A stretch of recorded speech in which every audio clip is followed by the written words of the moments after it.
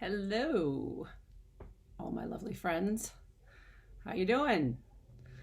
How you feeling about that new year, 2021? Yeah, me too. So I thought I would. Well, a few things occurred to me about the last couple of weeks, basically, since the new year. Um, I don't know if you recall or if you saw the video that I did this summer when I was talking about how when you play the win game, let's call it the win game, WHEN, the win game, okay? When you play the win game of if I can just get to that point, if I can just get to this weight, if I can just get to that day, if I can just get that new job, if I can just save this much money, if I can just, get this relationship, if I can get, when, the if-when game, right? If you play the if-when game and you're constantly looking for that island while you're swimming and trying not to drown, right? You might just miss the nice little log that's floating alongside you that you could use as a raft, right? And the other thing that might happen is that when you get to that island, you might find that that island doesn't have any fresh water and doesn't have any food, and maybe even is full of terrible, ferocious beasts that want to eat you. And so you're better off in the water, right? When you find yourself playing the if-win game, I want you to think of 2021, right? Because I know a lot of us, and not to say that I'm not included in this to some degree, a lot of us were going through 2020, especially the latter half of 2020, and we were just thinking, we can just get to 2021. We just get to 2021. We can just get to 2021. We'll be okay. We'll be okay. So in the meantime, we've had a new variant of the virus, which is apparently more easily transmissible. We have more people than ever dying every day. We have more people than ever in the hospital. We have more people than ever coming down with the virus. Few other things have happened. The vaccine rollout, not quite what we were hoping, I think, to put it mildly. And then, of course, the events of January 6th. So, and the threats that are still being quantified, let's say, from that day and from that revelation, really. The revelations of that day are still being found. So 2021 so far is not the lifesaver that we thought it was going to be. It's not the island that we thought it was going to be. And here's what I invite you to take from that and what I'm trying to take from that, okay? Even in the midst of what seems like the worst possible thing, right? Even in the midst of feeling like you're drowning.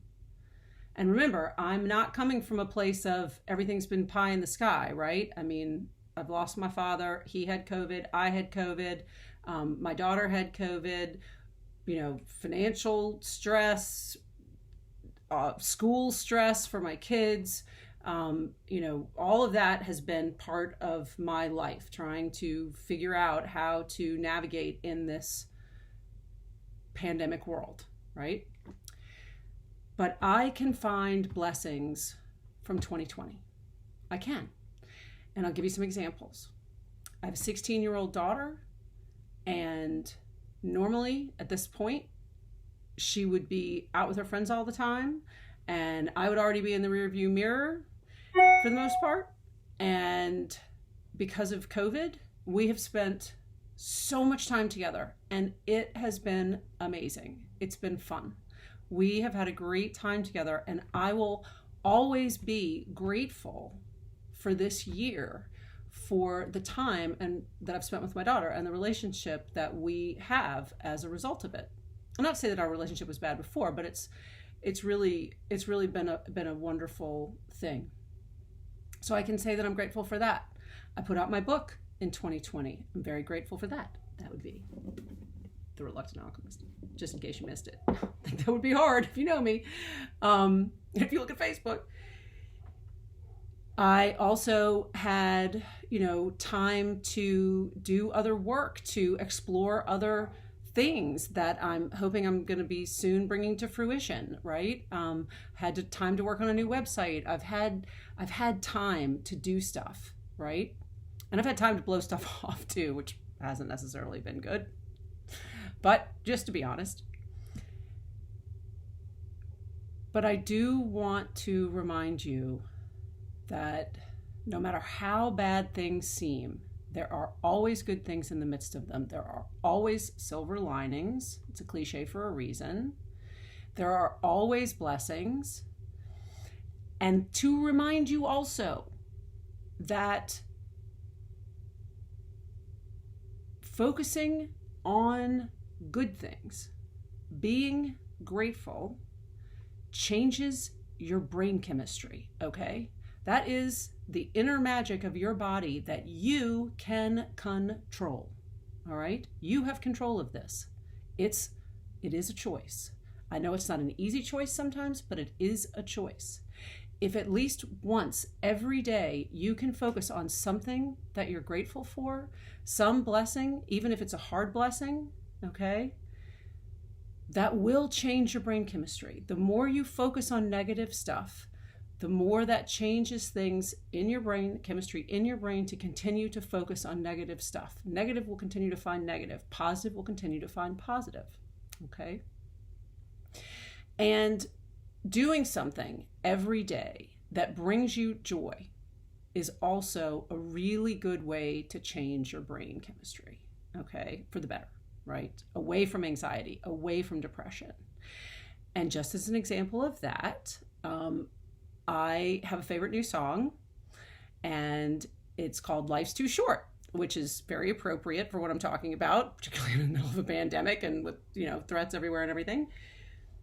Life's Too Short. Daryl Hall and John Oates. It's not actually on Apple Music. I actually found it on something called Daryl's House. Apparently, Daryl Hall has been doing this for a long time, and I'm not even sure if he's doing it anymore. He's collaborated with a broad array of people. I mean, crazy broad array of people, and has done some amazing stuff, some remakes of Hall & Oates songs, and then often doing the songs of whatever artist he's brought into his house, which I think might really be his house. I'm not sure. Or their house. Anyway, it is a ton of fun, right? And so what the other day, I put on Life's Too Short, and I love the lines in here. I'm going to throw them at you. We all love on borrowed time. Tomorrow's flying blind.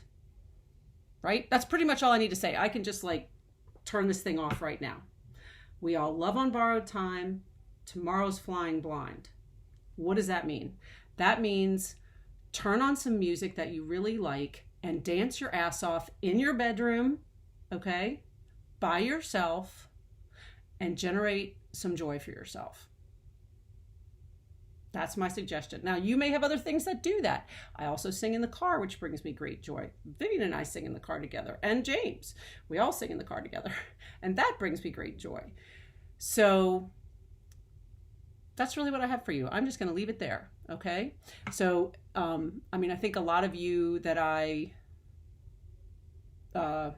converse with via video are people that know Hall & Oates, and we're all kind of from enough of the same cohort or close enough that so hopefully I'm not dating myself completely, but I may be, and that's okay.